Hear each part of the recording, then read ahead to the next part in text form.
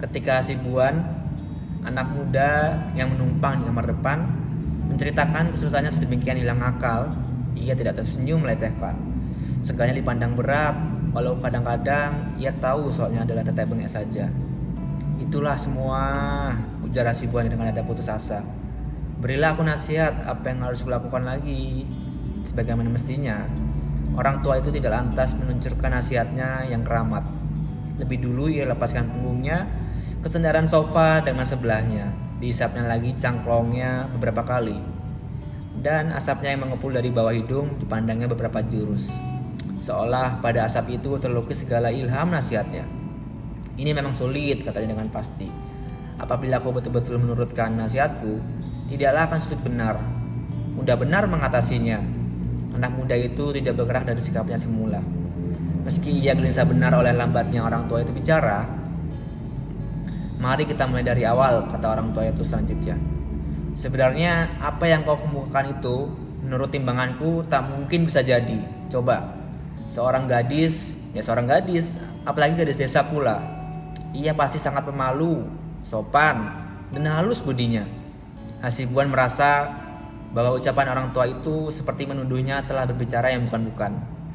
Dan ia mau meyakinkan orang tua itu. Tapi sebelum ia selesai menyusun kalimat yang hendak ia ucapkannya, orang tua itu berkata lagi, katanya, aku sudah tua, sudah banyak pengalaman, aku sudah mengerti benar segala sifat dan feel manusia. Bahkan dari setiap muka seseorang aku dapat membaca segalanya. Tentang itu aku tak akan silap, percayalah. Hasibuan jadi lega hatinya. Coba kau bayangkan kembali, seorang gadis desa yang seharusnya pemalu, tahu adab, sopan, duduk di samping seorang laki-laki tidak dikenal di atas bis, ngomong-ngomong sedikit, dan sudah pasti tentang hal-hal yang tidak berarti. Lalu ketika hendak berpisah, laki-laki itu bertanya, mau kemana? Dan gadis itu menjawab dengan tegas, kemana abang? Kesana aku. Masya Allah, tentulah gadis itu gila. Ya tentulah dia gila, kata orang tua itu seraya memandang ke Hasibuan yang duduk di hadapannya. Apa kau tak sadar gadis itu gila? Tidak sama sekali, ucap Hasibuan. Tentu saja kau tak sadar karena kau masih terlalu muda. Belum banyak pengalamanmu. Percaya padaku, orang tua yang sudah banyak pengalaman ini, gadis itu pasti gila. Nah, nasihatku dalam hal ini begini. Jauhi dia, elakkan dia bila bertemu di jalan. Kalau bertemu juga, jangan disauti tegurannya. Mudah-mudahan jika kau ikuti nasihatku ini, insya Allah kau pasti selamat, dunia akhirat. Lalu Hasibuan bertanya pada dirinya sendiri, bisakah ia mengikuti nasihat orang tua itu? Kemarin gadis itu yang sempat saat itu tak pula diketahui namanya, duduk di sampingnya di atas bis. Setelah omong-omongnya tidak berarti, tiba-tiba gadis itu menyandarkan kepalanya ke bahunya. Bilang, kepalanya sakit benar, dan hati mudanya menyuruh memeluk gadis itu. Dan dipeluklah gadis itu. Kemudian gadis yang tak hendak berpisah lagi dengan dia itu ditumpangkannya lah ke rumah seorang kenalannya di tepi kota. Dan pada gadis itu ia sudah berjanji hendak menemuinya besok pagi.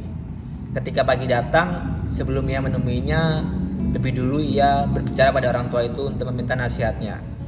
Nasihat orang tua itu diikutinya. Tak jadi ia menemui gadis itu. Bagaimana? Tanya orang tua itu ketika mereka sedang makan siang. Tak aku temui dia. Bagus, kata orang tua itu gembira. Nasihatku, nasihat orang tua. Nasihat orang tua itu pasti benar. Karena orang tua itu telah lama hidup dan banyak pengalaman. Tapi Pak, jam 9 tadi dia ada yang datang menemuiku di kantor, kata Hasibuan. Tentu saja kalau hari terbirit kan, tampak saja olehku bagaimana kau melarikan diri ke dalam kakus. Tentu ya, dan ini betapa lucunya itu. Gadis itu tentunya sedang sia-sia menunggumu, bukan? Dapat saja aku bayangkan bagaimana kecewanya meninggal kantormu. Tidak Pak, tidak seperti itu, kata Hasibuan. Hah? Jadi kau bertemu juga, kata orang tuanya. Ya, ketika seluruh kantor memberitahu ada tamu untukku, aku tak kira ada yang datang. Ketika ia melihat menangis terseduh-seduh, sampai semua orang di kantor jadi tahu persoalanku. Aku malu sekali, dan gadis itu, meski bagaimana aku katakan, tidak mau pergi juga. Lalu kemudian apa? Kata orang tua itu. Aku antarkan dia kembali ke rumah kenalanku itu. Orang tua itu begitu kecewanya. Dipandangnya Hasibuan tenang-tenang seperti hendak menaksir isi kepalanya. Diletakkan sendok garpunya. Kalau kemarin dia kau bawa ke rumah kenalanmu itu, Itu pantas karena hari ini sudah malam. Tapi sekarang hari sudah siang, dia sudah bisa pulang ke rumah orang tuanya di desa. Ada kau suruh dia pulang ke rumah orang tuanya. Malah aku beri dia ongkos, tapi dia tidak mau. Ya, dia tidak mau. Uangku diterima, tapi dia menangis terus. Aku kehilangan akal, aku tahu apa yang harus dibuat. Lalu supaya jangan bikin rewel di kantor, aku bawa ke rumah kenalanku itu kembali. Waktu itu, Pak, aku mendoakan agar aku bisa ketemu Bapak, biar aku dapat nasihat dari Bapak. Ucap Hasibuan.